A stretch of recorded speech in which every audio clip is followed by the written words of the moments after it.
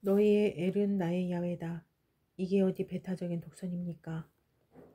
어떤 신이건 간에 노예의 해방이나 농민의 해방에는 아무런 관심이 없고 지배자들의 호강이나 되어주면서 영광과 찬양을 받는 것으로 만족하는 신을 어디 신이라고 할 수 있겠어요? 그렇지. 그런 걸 신이라고 섬기라니. 그런 건 신이랄 것도 못돼. 그렇고 말고. 그런 것은 신이 아니지. 자네 말이 맞아. 그런 건 신이 아니야. 우리같이 짓눌려 사는 것들이 사슬에서 풀려나서 사람답게 살아가는 것을 보고 싶어하는 신이 있다면 그런 신만이 신이라고 불릴 자격이 있는 건 아니겠어. 그러니 야훼 이외의 다른 신들은 신이 아니야. 야훼만이 신이야. 이렇게 야훼의 유일신앙에 이르기까지 이스라엘은 길고 오랜 수난의 역경을 겪어야 합니다. 이렇게 어렵게 터득한 유일신 신앙이 지배자의 종교가 되면서 배타적인 독선에 빠져 독재의 이데올로기가 되어온 겁니다. 아무리 좋은 약도 잘못 쓰면 죽듯이 하느님의 말씀이라는 성서도 잘못 이해하면 침략 전쟁을 거룩한 전쟁으로 정당화하고 극기하는 독재를 뒷받침해주는 이념이 되는군요.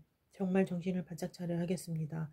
우상을 만들어 놓고 섬기지 말라는 것은 에집트 지배자들의 신을 거부하라는 것이었죠. 1년 360을 하루도 쉬지 않고 꼭두새벽부터 밤 늦게까지 채찍을 맞아가며 땀투성이 피투성이가 되어 노동하는 하비르들이 어느 겨를에 신전을 세우고 거기에 신상을 만들어 모시고 격식을 갖춘 장엄 예배를 드릴 수 있었겠습니까? 어림도 없는 소리죠. 솔로몬 성전에는 우상은 없었지만 그 의리의리한 성전 자체가 야훼를 배신하는 일이었던 겁니다. 너희 하느님의 이름 야훼를 함부로 부르지 못한다. 이건 또 무엇입니까? 이건 종교를 정권 유지와 권력 행사에 함부로 들먹거리면 안 된다는 말이지요. 에집트에서 신의 이름으로 신의 영광을 위해서 행사되는 권력 아래서 쥐어짜였을 때 얼마나 괴롭더냐, 얼마나 억울하더냐. 야훼의 이름으로 그렇게 들먹거려질 것이 아니라는 거군요. 함부로라는 건 전혀 들먹거리지 말라는 것이 아니죠. 꼭 야훼의 이름을 부를 때가 있다는 듯 아닙니까? 그게 언제냐? 그게 바로 억눌린 자의 해방을 주장할 때, 해방을 선포할 때입니다. 그때 이외에는 내 이름을 들먹거려서는 안 돼. 그런 말이죠. 안식일 규정은 또 무엇일까요? 바빌론에서는 안식일은 악기들이 설치는 날이어서 함부로 나다니거나 뭘 하다가는 악기들에게 당하기 때문에 아무것도 하지 않고 집에 들어앉아 있어야 하는 날이었습니다. 하비르들에게는 그게 아니었습니다. 1년 360을 하루도 못 쉬고 혹사를 당할 때 얼마나 쉬고 싶더냐. 꿈 같은 이야기지만 일회에 하루씩 쉬도록 해라. 하비르 노예들이 제일 간절히 바라는 게 쉬는 일 아니겠어요. 일회에 하루씩 쉰다. 이건 정말 엄청난 축복이었던 겁니다. 출애굽기의 십계명보다는 신명기의 십계명이 출애굽 정신으로 안식의 의미를 더 잘 이해하고 더 뚜렷이 밝혀줍니다. 내가 쉬어야 하는 까닭은 내가 악기에게 잡혀 봉변을 당하지 않기 위해서도 아니요.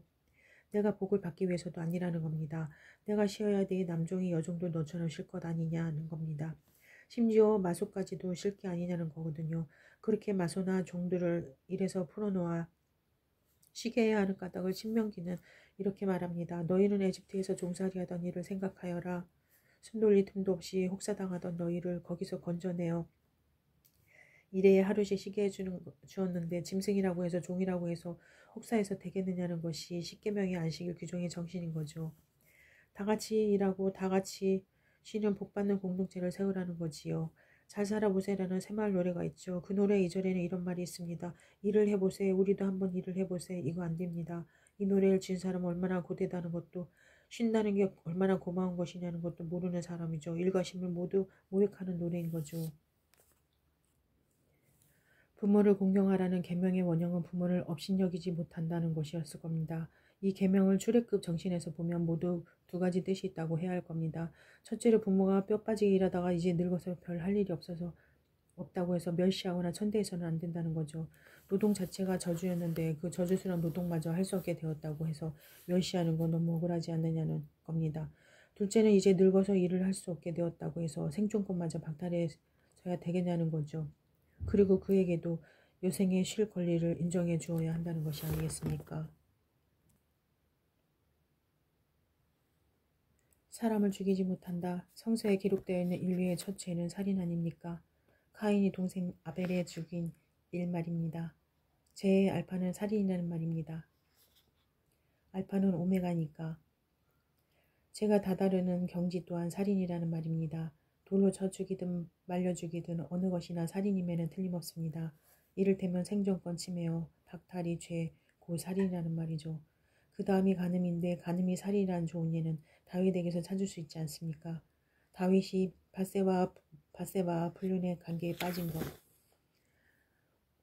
우리야를 억울한 죽음에 빠뜨렸거든요. 일시적인 실수였지만 그것이 가진 자의 죄라는 것만 의심할 나위가 없습니다. 주지용님에 빠지는 향락, 성적인 문란이 문제인 거죠. 그것은 가진 자들의 세계, 저 윗동네의 자랑 아닙니까? 못 가진 자들의 세계, 이 아랫동네에 사는 사람들에게는 이가 갈리는 일인 거고요. 젊어서 생기발랄하고 예쁜 하비르 여성들이 가진 자들이 향락의 도구가 돼버리는 사회를 거부해야 한다는 것이 이 계명이 말하라는 것이 아니겠습니까? 적어도 출애굽 경험에서 새 공동체를 꿈꿀 때 말입니다. 도둑질하지 못한다. 이건 마지막 탐욕을 금한 계명과 함께 이해되어야 합니다. 도둑질하며 흔히 못 사는 사람이 잘 사는 사람 집에 들어가 훔쳐내는 걸 말하기 때문입니다. 여기서 금하는 건 욕심장이들의 도둑질을 말하는 겁니다. 감옥에 가보면 큰 도둑은 얼마 안 있다가 다 나갑니다. 진짜 큰 도둑은 들어오지도 않고요. 벼룩의 간을 먹어 내가 먹는 강로떼들의 세계에서 풀려나온 하비류들이 우리 사이에서는 그런 억울한 일이 없도록 하자는 다짐을 하는 겁니다. 그 다짐이 바로 8계명과 10계명입니다. 거짓 증언을 금하는 9째 계명은 사법부가 살아있는 걸 전제하는 이야기군요. 바른 증언만 하면 판사는 바른 판결을 내리게 되어 있다는 거니까요. 오늘 한국처럼 판검사가 한통속이 되어 변호사들까지 끼고 돈과 권력으로 거짓 증언을 시켜가면서 생사람을 잡는다면 10계명은 거짓 증언만을 말하지 않았을 것 아닙니까? 하비르들은 에집트에서 정당한 법의 보호를 받지 못하면 살았던 거죠. 아무 죄도 없이 오직 가난하다는 것 때문에 법정에서 유죄 판결을 받고 징역을 살고 사형을 당하곤 했던 거죠. 그게 얼마나 억울했겠습니까? 그런 억울한 일이 다시는 우리 가운데서 없어야지요. 이런 다짐을 해야 했던 겁니다. 이 모든 사회적인 부조리, 사회적인 불의, 사회적인 이 죄악은 죽음에 이르는 것이죠. 그 죽음의 근원은 탐욕이라는 겁니다. 에집트인들의 탐욕이 얼마나 무지무지한 것이었냐는 건 피라밋을 보면 알 수 있습니다. 피라밋에 견줄 만한 것이라곤 지구상에서는 중국의 만리장성 하나밖에 없을 겁니다. 피라밋 중에 제일 큰 건 높이가 145m, 밑변은 229m 정방향이나 됩니다. 그게 네모 반듯한 큰 돌을 쌓아 올려 만든 것이니 그걸 만드느라고 얼마나 많은 노예들이 뼈가 부서지고 깔려 죽었겠습니까? 그런데 그게 왕의 무덤이었습니다. 죽었다가 다시 살아나겠다는 왕의 욕심을 채우려고 아무도 파헤치고 들어갈 수 없도록 무덤으로 만든 피라밋은 에집트의 자랑일 수가 없는 겁니다. 이것은 에집트 지배자들의 탐욕이 얼마나 끔찍했었는가를 보여주는 것입니다. 하비루들이 에집트에서 겪은 모든 억울한 일들은 모두 에집트 지배자들의 탐욕 때문이었던 겁니다. 그런 억울한 일이 우리들 사이에서 다시 벌어지지 않으려면 우리 모두 탐욕을 버려야 한다는 거군요. 모든 일은 무욕에서 시작되어야 한다는 거죠. 아무리 제도가 좋아도 욕심이 행동의 동기가 되고 보면 말짱한 것이 되는 거 아닙니까? 그래서 지배자의 욕심에 재갈을 물려 제동을 걸어야 할 필요가 생기지요. 그게 무엇일까요? 그게 바로 언론의 자유 아닙니까? 21세기를 바라보는 한국에서도 그림의 떡인 언론의 자유가 거기에는 있었군요. 그들이 바로 사무엘에게서 시작되는 예언자들 아닙니까? 다윗에게는 나단이라는 예언자가 있었고 나단의 꾸짖음을 받아들이고 이에 승복하는 마음의 기가 있었으니 얼마나 다행입니까? 그의 핏줄 속으로 왕궁의 안일과 영광으로도 죽어버리지 않는 하비르의 피가 흐르고 있었던 거고요. 히브리 민중의 첫 시련, 다윗의 비극. 나는 다윗을 비극적인 인물이라고 부르겠습니다. 그러나 히브리 민중사에서 다윗을 비극적인 인물이라고 부르기 전에 비극적인 인물로 손꼽히는 인물들 둘 있죠. 그건 바로 삼손이요. 사울 아니겠습니까? 삼손은 농민혁명의 전통보다는 하비르 전통을 이어받은 사람인 것 같군요. 뭘 봐서 그걸 알 수 있겠느냐고요. 그의 어머니가 삼손을 임신했을 때 천사가 알려준 말이 있습니다. 이 아기는 나자레인이 되니 너는 이제부터 몸을 조심하여 포도주나 소주를 마시지 말고 부정한 것을 일절 먹지 말라. 내가 임신하여 아들을 낳거든 그 머리에 면도칼을 대지 말라. 이건 포도주로 대표되는 농경 문화를 거부하는 겁니다. 이를테면 삼손은 에집트의 뒤를 이어 가나안을 지배하는 블레셋의 명예를 벗어버리려는 해방전쟁의 단신으로 뛰어들었다가 장엄한 죽음을 한 비극적인 영웅이었던 거죠. 아무리 영웅적이라고 해도 개인적인 영웅 심리나 개인적인 행동으로는 해방이 이룩되지 않는다는 걸 삼손의 이야기가 보여주는 것 아니겠어요. 그의 비장한 죽음으로 블레셋 지배자들을 아무리 많이 죽였다고 해도 그것만으로는 바라던 해방이 성취되지 않았거든요. 그가 속한 단지파는 결국 블레셋의 등살에 적극적으로 집단 이동을 하지 않을 수 없었거든요. 사울 부자의 비극은 삼손의 비극과는 전혀 다른 면을 보여줍니다. 요나단이 무기단번 하나를 데리고 단신으로 적진에 뛰어드는 일을 했지요. 이런 개인적인 영웅담이 전혀 없었던 건 아니지만 사울 부자는 삼손과 같은 영웅은 아니었습니다. 그들은 전쟁이 전문이 아니라 농사가 전문이었던 농민혁명을 이끄는 장수들이었습니다. 그들의 비극의 원인은 사울의 시기심에 있었지요. 전쟁이 전문인 하비르 부대의 두목인 다윗이 사울과의 왕권을 위협하고 있다고 느끼게 된 데 문제가 있었던 겁니다. 그래서 그를 제거하려던 것이 결국은 적전에서 내부 분열을 일으켜 자멸하고 말았던 것 아니겠습니까? 농민해방 하비르 노예해방이라는 공동의 대의 명분을 저버리고 집권 연장에만 눈이 팔려 허둥거리다가 사울 왕가는 길보아 산상에서 비참한 종말을 고하게 되었던 거죠. 다윗은 삼손의 비극도 사울의 비극도 되풀이하지 않습니다. 그는 삼손처럼 혼자서 아무도 당해낼 수 없는 힘과 용기를 떨쳐 세상을 깜짝 놀라게 하는 영웅은 아니었습니다. 역대기상 11장 12절 이하를 보면 다윗의 수하에는 기라성 같은 장군들이 많았던 걸 알 수 있습니다. 그가 의적대 두목으로 지낼 시절에는 400명, 나중에는 600명이나 되는 잘 조련된 정예 부대가 그에게 신명을 바쳤던 겁니다. 그는 하비르 노예들의 해방이라는 뚜렷한 목적의식을 가지고 죽어도 같이 죽고 살아도 같이 살라는 각오로 무장되어 있는 결사대의 두목으로서 용병술이 뛰어난 사람이었다는 걸 알 수 있습니다. 난곤불락의 산성 예루살렘의 다윗은 남의 우표를 치르는 기습작전으로 점령합니다. 예루살렘의 주민 여부수인들은 다윗 부대를 우습게 알고 비아냥거립니다. 소경이나 절름발이도 너쯤은 쫓아낼 수 있다. 다윗은 기습부대로 하여금 물을 길러 울리는 바위벽을 타고 올라가게 해 예루살렘을 점령하고만이다. 이렇게 해서 그는 삼손의 비극을 되풀이하지 않은가 동시에 사울의 전철도 밟지 않습니다. 그는 하비르 노예해방군과 농민혁명인의 동맹관계를 깨지 않고 유지 강화시키기 위해서 세심한 배려를 합니다. 자기를 죽이려고 쫓아온 사울을 한 칼에 죽일 수 있는데도 손을 대지 않고 살려보내기를 2번씩이나 하지 않습니까? 굴러들어오는 황금 같은 기회를 제 발로 차버리는 격이지요. 그러나 그에게 있어서 자기의 개인적인 원수를 갚는 일보다는 정권을 수중에 넣는 일보다는 이 동맹관계에 자그마한 금이라도 가지 않게 하는 일이 비교할 수 없을 정도로 중요했습니다. 하비르 노예들의 해방과 농민들의 해방이라는 공통의 대의명분 앞에서 자기의 사사로운 보복이나 정권 탈취 같은 것은 한낱 물거품으로 보였던 게 아닐까요? 이 점에 있어서 그는 가히 달인이라고 해도 좋지 않을까 싶군요. 조금 전에 다윗이 예루살렘을 점령하던 이야기를 했습니다마는 그가 예루살렘을 점령하고 거기를 통일왕국의 수도로 삼은 것도 같은 배려에서 한 일이었습니다. 그러나 다윗은 농민혁명군의 중심 세겜과 하비루 해방군의 수도 헤브론 사이의 중립지대에서 새 수도를 정하고 싶었던 겁니다. 어느 한쪽에 치우치지 않으면서도 둘을 하나로 묶을 수 있는 수도로서 예루살렘은 적지 중에 적지였던 겁니다. 예루살렘의 궁중 사가들은 다윗의 결함이나 약점을 덮어주거나 이를 미워하지 않습니다. 다윗과 바세바의 불륜의 관계를 하나 꺼리지 않고 후세에 남겨줍니다. 그 죄를 가리어보려고 애쓰는 다윗의 애처로운 모습을 상세하게 그려주기도 하고요. 그게 도저히 안 된다는 게 드러나자 다윗은 자기에게 중성을 다하는 장수 우리아를 사지로 들여보내서 죽게 합니다. 그뿐인가요? 아들에게 애첩들이 더럽혀지는 꼴을 당하면서도 수도를 비워주고 피난길에 오르는 처참한 꼴을 상세하게 기록하여 후손들에게 전해주거든요. 이렇게 결함투성이 인간 다윗의 이름을 사람들은 성전에서 불려지는 성가집에 붙일 정도로 그를 높이는 겁니다. 모든 법은 모세에게서 온 것이라고 함으로써 모세에게 최고의 지위를 주었듯이 말입니다. 그 정도에 머무는 게 아닙니다. 사람들은 그를 메시아의 원형으로까지 추앙하게 되거든요. 주민들의 10분의 1이 그 땅에 남아있다 하더라도 그들마저 상순이 나무, 참나무가 찍히듯이 쓰러지리라. 이렇듯 찍혀도 그루터기는 남을 것인데 그 그루터기가 곧 거룩한 시다. 예언자 이사야가 소명을 받은 자리에서 들은 하느님의 목소리입니다. 불의와 부정으로 상술이 남은 참나무처럼 무성한 악의 세력이 찍혀 넘어지고 난 다음 새싹이 돋을 그루터기는 무엇이었을까요? 그것은 다윗의 아버지 이새의 그루터기라고 아시아는 11장 1절에서 말하는군요. 이를테면 새싹이 돋을 그루터기는 다윗이라는 말 아니겠습니까? 다윗과 함께 시작된 새 나라가 뭔가 잘못되었던 겁니다.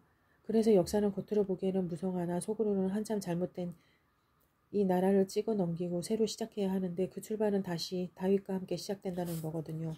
그걸 아사야는 이렇게 노래합니다. 이새의 그루터기에서 해순이 나오고 그 뿌리에서 새싹이 돋아난다. 야훼의 영이 그 위에 내린다. 지혜와 슬기를 주는 영, 경륜과 용기를 주는 영. 야훼를 알게 하고 그를 두려워하게 하는 영이 내린다. 그는 야훼를 두려워하는 것으로 기쁨을 삼아 겉만 보고 재판하지 아니하고 말만 듣고 시비를 가리지 아니하니라. 가난한 자들의 재판을 정당하게 해주고 흙에 묻혀 사는 천민의 시비를 바로 가려주리라. 그의 말은 몽치가 되어 잔인한 자를 치고 그의 입김은 무도한 자를 죽이리라. 그는 정의로 허리를 동이고 성실로 띠를 띠리라. 정의의 제도적인 구현은 그 뿌리가 다윗에게 있다고 보는 거죠. 그런데 거기서 도단한 예루살렘의 집권층은 이에서 멀리 벗어나 있었던 겁니다. 정의로운 법의 울타리로 가난하고 힘없는 민중을 지켜주는 것이 아니라 도리어 그들을 짓밟고 못살게 구는 억압자들이 되어 있었거든요. 이것을 보고 개탄하는 이사야의 귀에는 그 뿌리를 내려주면 도끼 소리가 쿵쿵 들려오고 있었던 겁니다. 그 소리를 들으면서 그의 눈앞에 펼쳐지는 광경은 꿈만 같았습니다. 늑대가 새끼양과 올리고 표범과 숫소용과 숫염소와 함께 뒹구는 광경이었습니다. 어린아이들이 새끼 사자와 송아지를 유유히 몰고 다니며 풀을 뜯기는 광경이라니 암소와 곰이 벗이 되어 제 새끼들이 함께 뒹굴며 재롱을 부리는 걸 지켜보며 흐뭇하기만 한 거고요. 사자는 소처럼 여물을 먹는 채식동물이 되어 있고요. 갓 젖을 땐 어린 것들이 살모사의 굴에 손을 집어넣어 그 징그러운 독사를 주물러도 애기 손을 무는 뱀이 하나 없군요. 이건 농경지대의 평화가 아닙니다. 야수와 불뱀이 들끓는 광야의 평화입니다. 농터를 잃고 쫓겨난 하비르들이 모여 목숨을 이어가는 살벌한 광야에 찾아온 평화인 거죠. 이 대목을 읽으면서 콧날이 찡하는 걸 느끼지 않는 사람이 있을까요? 제 목숨을 이어가기 위해서라면 못다질 수 없는 야수 같은 야녀자 등 비전투원까지 싹쓸이하는 포악하고 잔인한 저 하비르들이 어디에 저렇듯 평화를 바라는 마음이 있었단 말인가요? 늑대가 표범이 사자가 곰이 살모사와 양과 염소와 송아지와 어린이들을 해치지 않고 사이좋게 지내는 세상이 되기를 바라는 마음이 이 마음이 바로 새싹이 돋아날 그루터기였군요. 이사야가 예루살렘의 집권층이 찍혀 넘어지고 그 그루터기에서 이 같은 평화의 새싹이 돋는 것을 환상으로 본 지 한 200년이 지난 어느 날 바빌론으로 붙잡혀가서 서러운 포로 생활을 하던 사람들 가운데 이사야라고 전해지는 예언자가 또 하나 있었습니다. 그도 이 그루터기에서 돋아날 새싹을 보는군요. 그는 메마른 땅에 뿌리를 받고 가까스로 돋아난 해순이라고나 할까. 이 해순의 평화는 자기의 아픔으로 남의 아픔을 낫게 해주는 마음이 있다는 겁니다. 이 마음은 십계명으로 체현된 새 나라의 기틀이었고요. 이 마음으로 다윗은 하비리의 농노들의 해방을 일으킴으로 해서 온 이스라엘이 두고두고 우러르는 메시아의 원형이 되었던 겁니다. 지켜도 다시금 햇수신 도란하고 그루터기로 수양을 받게 되었던 거죠. 그 다윗이 비극의 주인공이 되다니 물론 그는 삼손이나 사울 부자처럼 비참한 죽음을 맞이한 것은 아닙니다. 다윗은 선조들과 함께 잠들어 다윗성이 안장되었다. 한 왕조를 일으킨 태조의 서거를 말하는 기록으로서는 너무 강력하다고 생각되지 않으세요? 아무튼 그는 와신종명을 했고 그의 장례는 국장이었을 것이며 온 국민의 애도를 받으며 장례식이 거행되었으리라는 건 의심할 나위가 없습니다. 이렇게 아무의 눈에도 그의 죽음은 비극적으로 보이지 않는 것 아니겠어요? 그래도 우리는 그를 비극의 주인공이라 하지 않을 수 없습니다. 헤브론에서 예루살렘으로 옮기기까지 다윗은 해방자로서 이스라엘 민족사에 있어서는 빛나는 별이었습니다. 그 혁혁한 영광에 비해 예루살렘 궁중생활은 너무나 처참한 것이었습니다. 그의 비극은 그 개인의 비극이 아니라는 내 문제의 심각성이 있었습니다. 그의 비극은 그대로 나라의 비극이요 결의의 비극이었던 겁니다. 책임 있는 윗자리에 앉아 나라의 운영을 걸머진다는 게 그래서 어려운 거 아니겠습니까? 궁궐의 풍요로움이 솔로몬의 허영을 낳았고 솔로몬의 허영 속에서 자란 르호보암의 어리석음이 기었고 하비르 해방군과 농민혁명군의 어렵게 이루어진 동맹관계를 깨어 남쪽 유다와 북쪽 이스라엘로 갈라지게 되지 않습니까? 마침 북쪽에서 일어나고 있는 신흥 강대국들의 등살에 부대끼다가 둘 다 망하는 민족적인 대실현을 겪게 되지요. 다윗은 죽기까지 이런 국제적인 실현은 겪지 않지만 애비가 자식들의 권력 투쟁에 부대끼게 되거든요. 이것은 그를 참으로 처참하게 만드는 일이었습니다. 사울과 요나단이 죽었다는 소식을 들었을 때, 사울의 장수 아브넬이 죽었다는 소식을 들었을 때 다윗은 전 국민을 울리는 만기를 지어 바칠 수 있었습니다. 그러던 가객 다윗이 제 자식 압살롬이 죽었다는 소식을 듣고는 그저 울부짖을뿐이었군요. 내 자식 압살롬아, 내 자식아, 내 자식 압살롬아, 차라리 내가 죽을 것을 이게 웬일이냐, 내 자식 압살롬아, 내 자식아. 이때 다윗은 압살롬 한 명의 비극을 생각하며 우는 것이 아니었습니다. 그 이름에 나타나 있는 궁궐의 비극을 울었던 겁니다. 어쩌면 자신의 비극적인 처참한 꼴을 울으셨는지도 모르죠. 압살롬만큼 발끝에서 머리끝까지 흠잡을 데 없이 잘생긴 사람은 이스라엘 어디를 가도 볼 수 없다고 칭찬이 잦아있지 않습니까? 머리숱이 얼마나 많았던지 해마다 한 번씩 머리를 깎곤 했는데 천의 머리카락을 달아보면 왕궁 절로 200세겔이 나갈 정도로 였다는군요. 그의 누이 다말도 오빠를 다말 잘생겼던가 보죠. 그런데 그 다말은 욕심낸 사람이 하필이면 배다른 오빠 암논이었다니. 암논에게 몸을 버리고 쫓겨나 쓸쓸한 나날을 보내는 다말의 꼴이 인정 많은 아버지 다윗을 얼마나 슬프게 했을지 짐작의 가구도 남지 않습니까? 제 사랑하는 누이를 불행하게 만든 암논을 그대로 둘 압살롬이 아니었습니다. 마침내 암논이 압살롬의 계교에 걸려 죽고 압살롬은 구계로 망명길에 오르게 되지요. 다윗은 죽은 암논을 생각하면 비참하고 도망친 아들도 보고 싶어 기름진 음식이 목에 걸리고 부드러운 잠자리가 가시방석이었을 겁니다. 요압 장군의 슬기로운 알선으로 돌아온 압살롬은 부왕을 죽이고 왕위를 빼앗으려는 반란을 일으키는군요. 정말 기가 막혀 죽고 싶었을 것 아닙니까? 아들에게 쫓겨 몽진길에 오르는 다윗의 심정은 어떤 것이었을까요? 있으면 있는 대로 없으면 없는 대로 한 피부치처럼 믿고 아끼고 위하며 살아가던 하비로 해방군 시절이 지금에 비해 얼마나 행복하게 느껴졌을 건지 상상할 수 있지 않습니까? 마침내 싸움은 역전되어 압살롬은 죽고 다윗은 개선하는 군대를 사열하는 자리에 서게 됩니다. 이 자리에 서야 하는 자신이 얼마나 저주스럽고 욕스러웠을 것입니까? 시적난만으로 살아오던 가객인 동시에 철저한 계산으로 살아온 전략가 다윗이 한꺼번에 무너지고 만 겁니다. 이렇게 다윗은 비극의 주인공이 되었고 새로 탄생된 민족의 역사적인 첫 실현이 된 겁니다. 왜 이렇게 되었을까요? 다윗이 예루살렘 입성과 함께 하비로 해방군 생활을 떠나 어디서나 볼 수 있는 왕궁의 풍요롭고 호사스러운 생활에 빠졌기 때문이었죠. 하비로 해방군의 생활은 지배자를 물리치는 싸움이었던 데 비해서 왕궁 생활은 남을 지배하는 생활인 거죠. 하비로 해방군의 생활은 있으면 있는 대로 없으면 없는 대로 고루 나누어 먹는 생활인데 반해서 왕궁 생활은 국민에게서 거두어들인 것으로 살아가는 편하고 호화스러운 생활인 겁니다. 특권을 누리는 걸 당연하게 인정받는 생활이었죠. 비극의 씨앗이 바로 여기에 있었던 건 아니겠습니까? 비극의 씨앗도 하나의 권력의 세습 제도에 있었습니다. 하비루 해방군 전통에서는 세습이라는 게 없었습니다. 오직 큰 도량과 슬기와 힘과 용기를 가진 자만이 두목이 될 자격이 있었던 겁니다. 판관들의 기록에서 그거 볼 수 있습니다. 출시 성분이 아무리 낮아도 하느님의 영이 내려 목숨을 내걸고 백성을 적군의 손에서 구할 수 있는 사람이 영도자가 되었던 겁니다. 그 전통 속에서는 세력권 권력 세습을 위한 싸움이 벌어질 공간은 있을 수 없는 것이었으니까요. 이 비극의 씨는 사실 백성들 속에서 움떴습니다. 백성들은 사무엘에게 다른 모든 나라들처럼 왕을 세워 우리를 다스리게 해달라고 요청하지 않습니까? 백성들이 합의로 해방군 전통, 농민 해방군 전통을 거부하고 왕정 지배 체제를 요구한 데서 모든 비극이 움떴던 거죠. 이렇게 해서 해방의 완성자가 그대로 지배자가 되고 만 겁니다. 비극적인 인물로 전락하고 말았다는 말이죠. 비극의 씨앗 이스라엘의 분단. 솔로몬은 가인인 부왕 다윗과 나란히 지혜의 원조로서 후손들에게 높임을 받은 사람 아니겠습니까? 모세, 다윗, 솔레몬 이 세 봉우리는 이스라엘 정신사에서 율법, 시편, 지혜를 대표하는 자랑이었지요. 솔로몬이 왕위에 올라서 얼마 되지 않았을 때였습니다.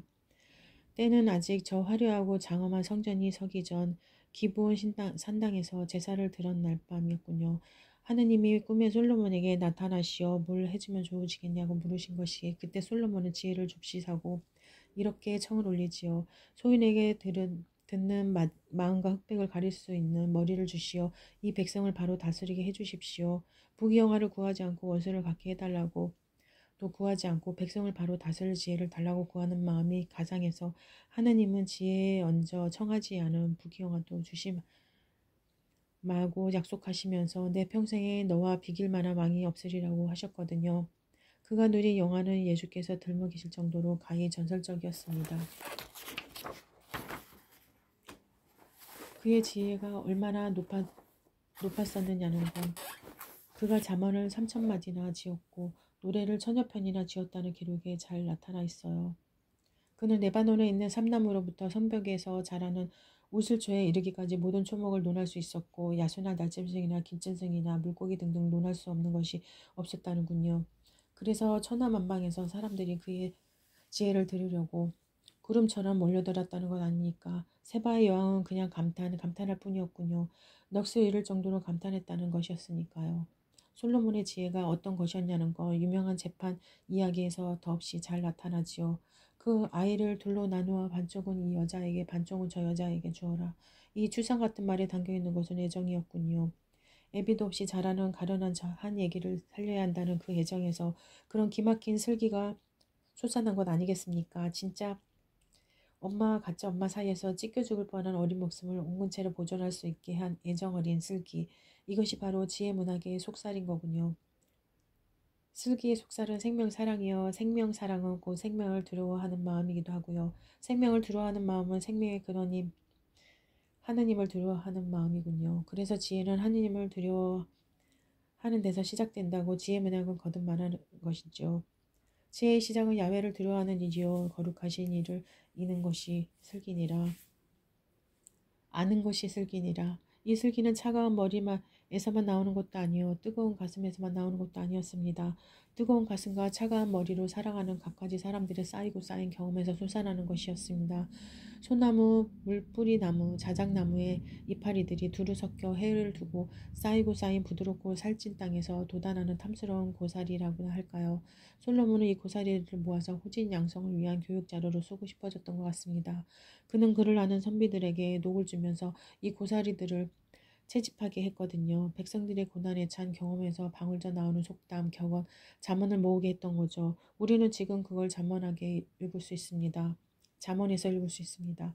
백성들의 경험에서 올려나오는 슬기가 나라를 다스리는데 중요하다는 걸 알아. 이걸 후진 양성의 교육자로서 삼게 하면서도 자신은 거기서 통치의 슬기를 배우려고 하지 않았었군요. 그는 자신의 지혜의 화신이라고 믿고 있었던 거죠. 모든 사람이 자기에게 와서 지혜를 배워야 한다고 생각할 뿐 자신은 그 지혜에서 배울 것이 있다고 생각하지 않았군요. 어느샌가 그는 성과학을 따먹어 버렸다고 하겠군요.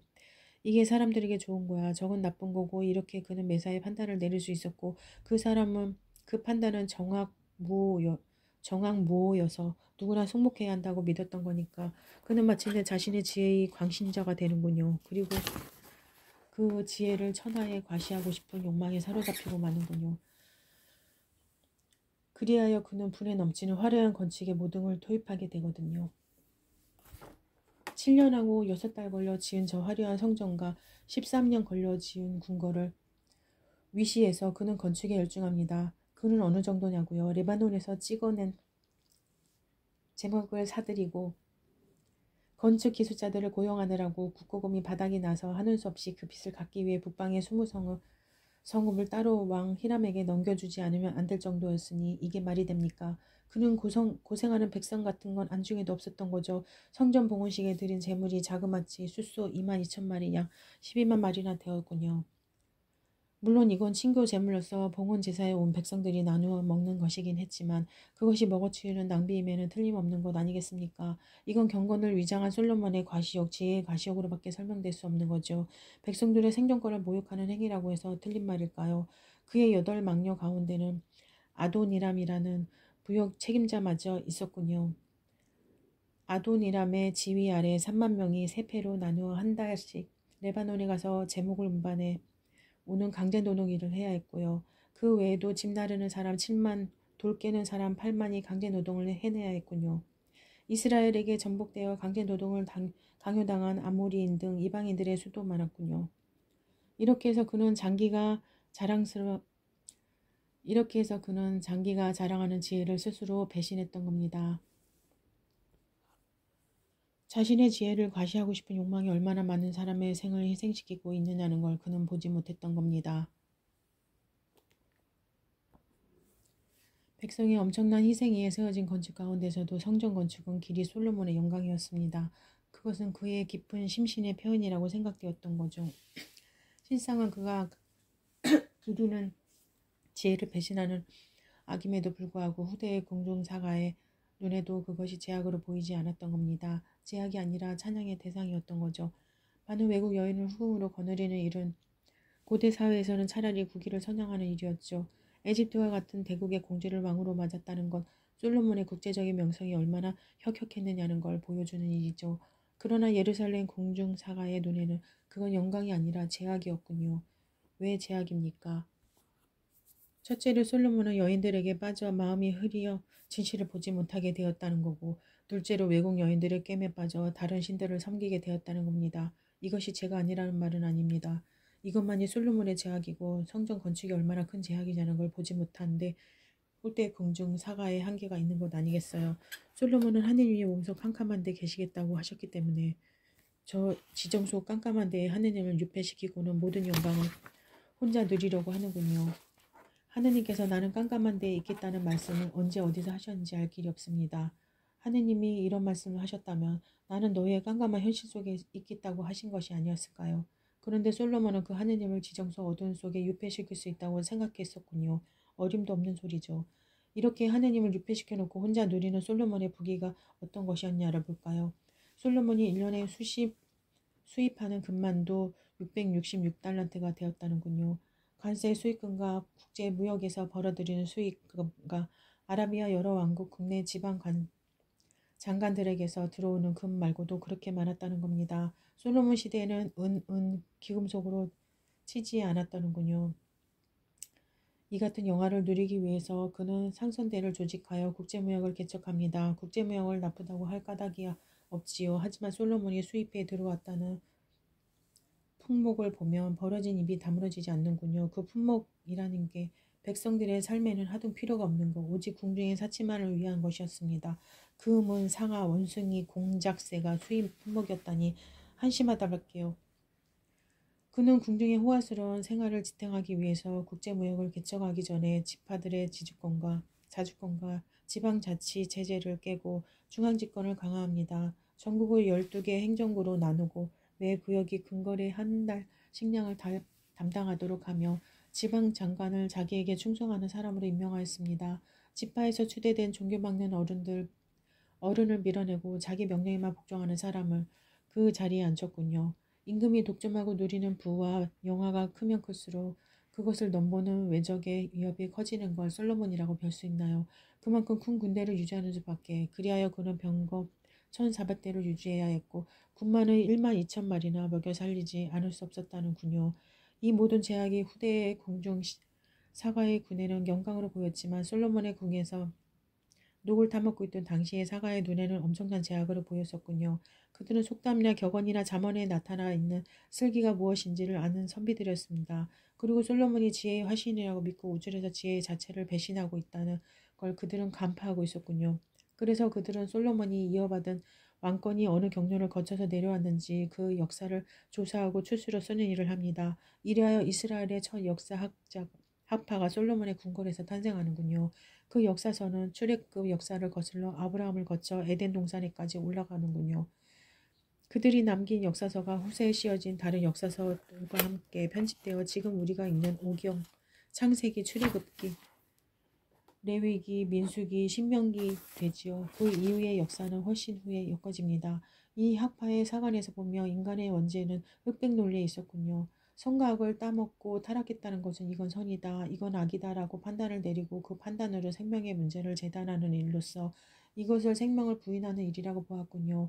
이를테면 선악의 판단이 독선이 되고 독단이 되어지고 지상의 권위를 가지게 되면 생명은 이에 짓눌려 위축되고 짓밟혀 죽어버릴 밖에 없다는 거군요. 그 제약을 다른 사람 아닌 솔로몬이 범하고 있다는 거군요. 슬기는 그런 독선과 독단에 빠지지 않는 거죠. 선악의 판단이 아니라 생명의 지고지상의 가치를 주는 하느님을 예비하는 제사법이 사람의 생명 이상일 수 없다는 걸 말해주는 이야기가 동생 아벨을 죽인 카인의 살인 이야기가 아니겠습니까? 곡식을 바친 것이 잘못이 아니라 곡식이 선이냐 짐승이 선이냐는 흑백 논리가 죄였다는 말인가요? 그렇습니다. 그 흑백 논리가 인류의 첫 역사적인 행위인 살인을 초래했다는 말이지요. 아브라함은 제약의 도성 우르를 떠납니다. 새로운 신앙 공동체를 향해서 내 고향과 친척과 아비의 집을 떠나라고 하시면서 하느님이 아브라함에게 내리신 약속을 읽어볼까요? 내 이름은 남에게 복을 끼쳐주는 이름이 될 것이다. 너에게 복을 빌어주는 사람에게는 내가 복을 내릴 것이며 너를 저주하는 사람에게는 저주를 내리리라. 솔로몬은 분명 이거를 읽어보았을 겁니다. 마마께서 지금 누리는 부귀영화는 마마 혼자 누리라는 것이 아닙니다. 그것은 만인의 것이 되어야 합니다. 이 글을 쓴 사가는 솔로몬에게 이 말을 하고 싶었던 것 아니겠습니까? 분명 솔로몬은 그 뛰어난 이해력을 가지고서도 이 글에 담겨있는 사가의 마음을 알아차리지 못했군요. 그랬더라면 그는 지혜를 배신하지 않았을 거고 민족 비극을 초래하지 않아도 되었을 텐데 말입니다. 솔로몬의 이 제약은 생명을 지상의 가치로 여기는 지혜만을 배신한 것이 아니었습니다. 그는 다윗과 함께 성취되었다는 합의로의 농민 해방도 배신했던 겁니다. 새 나라의 기틀인 십계명을 깨뜨렸던 겁니다. 기틀이 깨어지면 나라도 깨어질 밖에 없지요. 솔로몬이 죽고 그의 아들 르호보암이 등극하지요. 그러자 농민혁명군의 전통이 살아있던 북방 열 지파가 반기를 듭니다. 솔로몬에게는 통치 기질이란도 있었는데 르호보암에게는 그것마저 없군요. 저는 요새 악한 사람은 마음을 고치면 되지만 어리석은 사람은 어떻게 해볼 도리가 없다는 걸 통절하게 느끼고 있습니다. 그걸 느끼면 느낄수록 성서의 잠언뿐 아니라 우리의 속담도 많이 읽어 지혜를 깨칠 필요가 있다는 걸 깨닫게 되는군요. 윗물이 맑아야 아랫물이 맑다든가 아니 땐 굴뚝에 연기가 나오려든가 길고 긴 세월 쌓이고 쌓인 우리의 경험에서 울려오는 슬기를 터득하는 일이 여간 중요한 게 아니라는 생각이 들지 않으세요? 르호보암이 얼마나 어리석은가 볼까요? 한 사람의 어리석음이 얼마나 큰 비극을 결혜에게 안겨주느냐는 것도. 르호보암은 농민혁명군의 중심이 세겜으로 갑니다.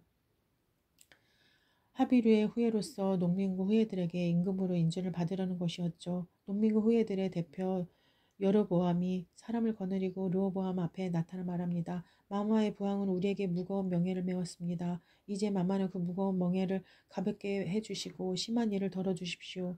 그래야 우리는 마마를 받들어 섬기겠습니다. 르호보암은 사흘 말미를 얻고는 나이 많은 신하들에게 어찌하면 좋겠냐고 묻지요. 대답은 오늘 마마는 이 백성의 종이 되어 섬기려고 하십니까? 그러면 좋은 말씀으로 대답해 주십시오. 이 백성이 언제까지나 마마를 섬길 것입니다. 르호보암은 돌대가리였던가 보죠. 그 말이 마음에 들지 않아서 젊은 신하에게 묻습니다. 그들의 대답은 마마의 새끼손가락이 부왕의 허리보다 굵다고 하십시오. 부왕은 가죽 채찍으로 치셨지만 나는 쇠채찍으로 치리라고 대답하십시오.